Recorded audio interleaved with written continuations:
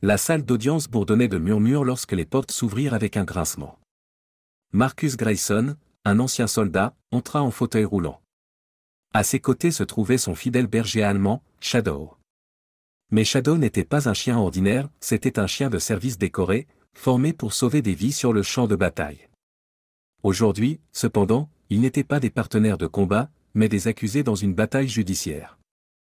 Avant de continuer, n'oublie pas de t'abonner à la chaîne et de mettre un like. Au fait, de quelle ville nous regardes-tu? Écris-le dans les commentaires, ça nous intéresse. L'affaire était inhabituelle. L'armée avait réaffecté Shadow à une nouvelle unité, affirmant que ses compétences étaient trop précieuses pour être gaspillées. À la tête de cette décision se trouvait le capitaine Edward Larson, un ancien collègue de Marcus. Larson avait longtemps envié le lien unique entre Marcus et Shadow. Il convoitait Shadow non seulement pour ses compétences, mais aussi pour le prestige qu'il apporterait à son unité. Marcus, paralysé des jambes après une blessure sur le champ de bataille, refusait de laisser partir Shadow. Pour lui, Shadow n'était pas qu'un chien, il était un pilier essentiel.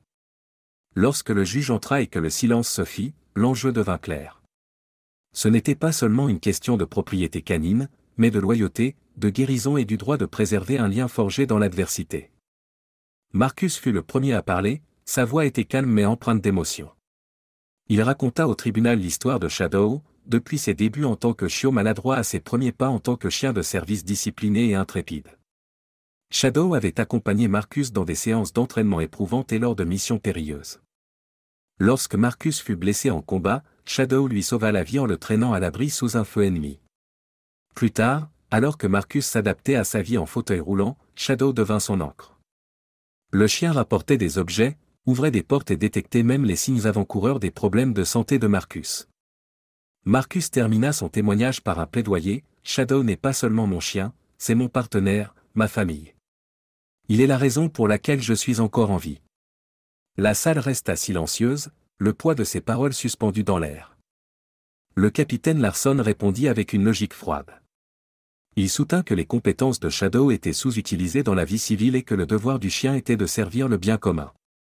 Bien que ces mots fussent précis, ses intentions n'étaient pas entièrement altruistes. Larson admirait les capacités de Shadow et désirait l'avoir pour son propre bénéfice. Alors que Larson poursuivait son argumentation, Shadow commença à s'agiter.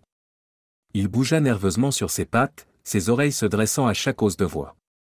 Soudain, à la stupéfaction générale, Shadow se mit à aboyer bruyamment et à se précipiter vers Marcus. La salle se remplit de murmures, beaucoup interprétant le comportement de Shadow comme un signe d'indiscipline. Mais bientôt, ils virent Marcus porter la main à sa poitrine, son visage déformé par la douleur. Il s'effondra, inconscient. Shadow réagit immédiatement. Avec un saut puissant, il fit tomber Marcus de son fauteuil roulant sur le sol.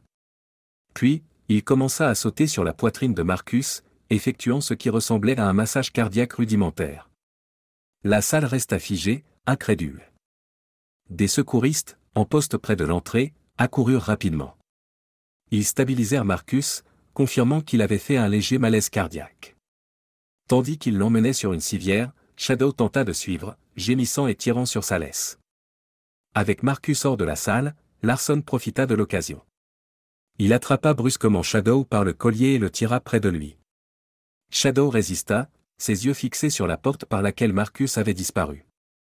Ses gémissements plaintifs emplirent la pièce, déchirant le silence. Le juge, visiblement ébranlé par l'incident, annonça une suspension pour délibérer. Shadow fut conduit hors de la salle, la tête basse. 1 heure plus tard, la session reprit. Marcus était absent, toujours sous observation médicale. Larson, sûr de lui, semblait persuadé d'avoir gagné. Mais Shadow était assis près de la table de la défense, son regard fixé sur la chaise vide de Marcus. Le juge revint avec un verdict. Sa voix portait tout le poids de la décision lorsqu'il s'adressa à l'Assemblée. Shadow n'est pas un chien de service ordinaire.